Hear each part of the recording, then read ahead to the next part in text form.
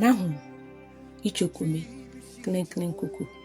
Nineve shigbe mo hegbalene ajie achon gbalo Nahum kushnule keje kuku niji enyo ke ashina agbe Yehowa mni efu Nineve Yehowa le numo ni yo awungani ni ansa eto owele toloji Yehowa ni mnifu na awa Yehowa to owele yeme ni keletra anu ni eke emnifu shaka ehenyeloi anu Yehowa mnifu mra ni ehewale dakle eha tolo ango eheaye ahun kela su obele teoshi yeheni Yehowa echokeho ni enaneshishimunuji akatui enga enshoyi ni emio eha faife emio basha ke kama gojinle anongala ni Lebanon ngafulon lehu ngala gojin hoso ye ehi gonpo ile serio shipon le Hiɛkpãtãmɔ ye ehi ni jelenke mi bi fe hu Hiɛkpãtãmɔ namo anye emnila na Adam namo anye emnifuni na wale na ekpe emnifu chioke batamola ni fele otesai amni yowahi echonte mohe ya mane hunu bemli ni ebame ni bale abule ayi chi batamofa ni ejinga ni bakpata ehenyeloi ahi etuo ehenyeloi ke ashio egbeo ami me shinyete nyewo Yehowa le bakpata nyehi ekra eto wele shienyo abasha mewe tamongbe ni elolo lo gbecheli gbin Nineve animoko je omni ni dwen Yehowa he efon ni to eheyimfon Israel bi no ni Yehowa keone yemle ake Assyria bi le ayifapo ni shame hie bakpata nyame se bafo mi pinye keho mi pinye don agbene apale ni Assyria kefone kuele mi ba kumomni ni ba chire pan ni fimonyele ni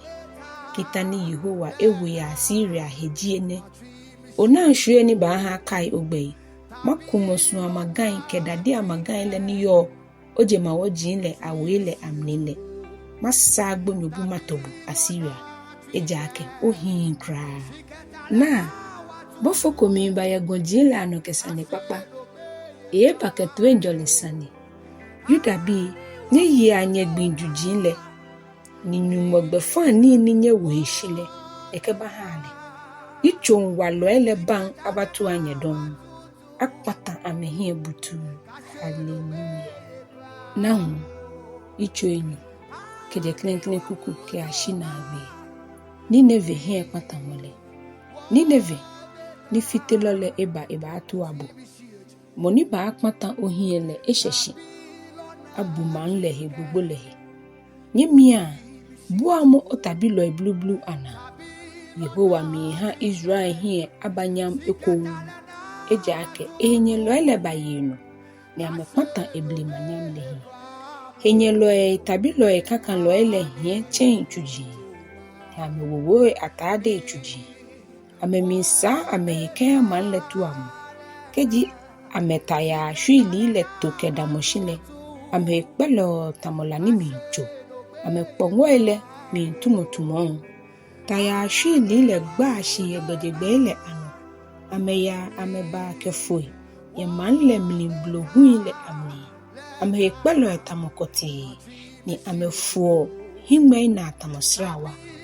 achao tabilo asafache mele shamena jintro shikeya bemni ni henyelo ele chen kebanina mangbobole ni amemamo ni bi kechin amehi agbule faale na agbe agbo ile manche wele mni yio ke hijram anwo manyele no nkete ni ewe yele mi nkomo amegbe echotamo okpoi agbe amemi amechichi anoma Nineve bi ekeke foi tamofa ni etue amekeke blog mwake nyeda mwanshi shimokomoko ekun ese nye haju etei nye ha shika june shrote ni abua na atoye male mile je hiene akpanta Nineve hie afele butu echo amanfo be ye momo twi na kuche mi popo he wa leta ye meyami ni hi amfe eshale negbe man le ni chontamɔ jata oblahin ashine hele yo heni jata shata eni kete bi anwoye ni bokogba enale jata nu le gbelo boni ba she jata yo ke ebi ana ewu tekulu le ni ubon ke ebu ile amni ke lo ni egbe Yehowa ke ake na mikenye na mi ba manyeta ya shui lila na la masha etabiloi ni tamojata le ba anyonyo ye tamni mashoni bi fe ni nye shonshon ye me adenle ye nye de asan anu ohewa lehi ejele mi don. Hallelujah. Nahum icho ete kede klen kuku ke ashina agbe bo hama ni shuolashi ni yobo ke amale ke yuwale ke meyani ni ayaha botoi opongo gwa omopa mi gbe taya shuli anaji mi gbe opongo eshafui ni taya shuli mi heleshi opongo no taloi ewofu ke mi ba klante mi kple nyram ni akplo mi kple tamusrawa bohim puashicha me ni enyonyo ele babao ame yifafenini me min tre ame fe jeni nevi adwaman bo ye fel boni eke e fel druma jin kegbe me ni ke yo amenyon Yehowa tachele ke muji na Nineve mikebuena miba wo hie mama no ni maha majin ana oyaya ameba na ohie hwehwe mu miba nyangebo ni machimuji mashono ni mei akwabugan mefe ni ba na buba su ameheke ase ameba ake Nineve echo amanfo na moyole nkomoko negbe mana mei aje abasheje emi Nineve ani ohifetebes nilo faale toe manle ninu efo ehe sake bolile kekpe ni insho ewajele kefo ehe ninu echo gbogbo ehalele lo Tebes na hewale keje kush ke Egypt fende na kan ehewalele anye na Adam put bi ke Libya bi fen yebuale kele ana angole nohu ni ake emini bi abifa bi twiashi ni agbegbe ame ashosho agbegbe ile ato ife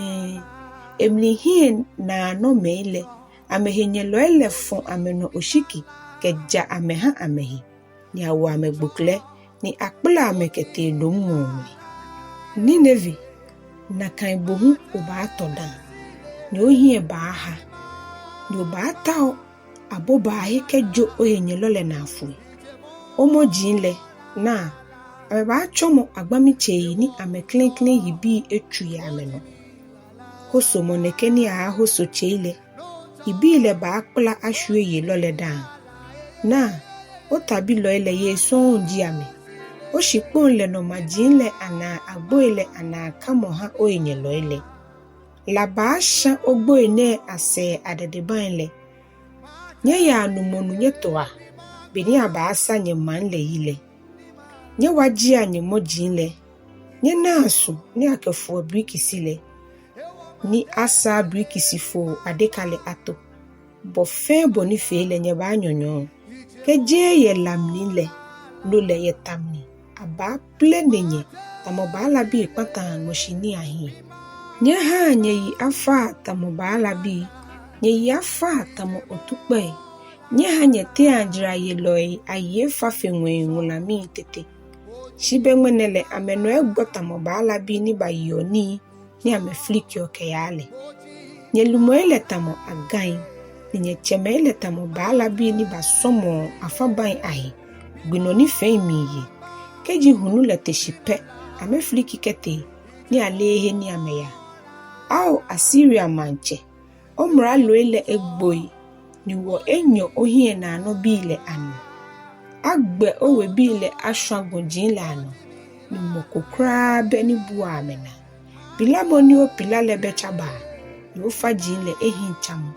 Me fe ni no Hiɛkpãtãmɔ le hele twa me de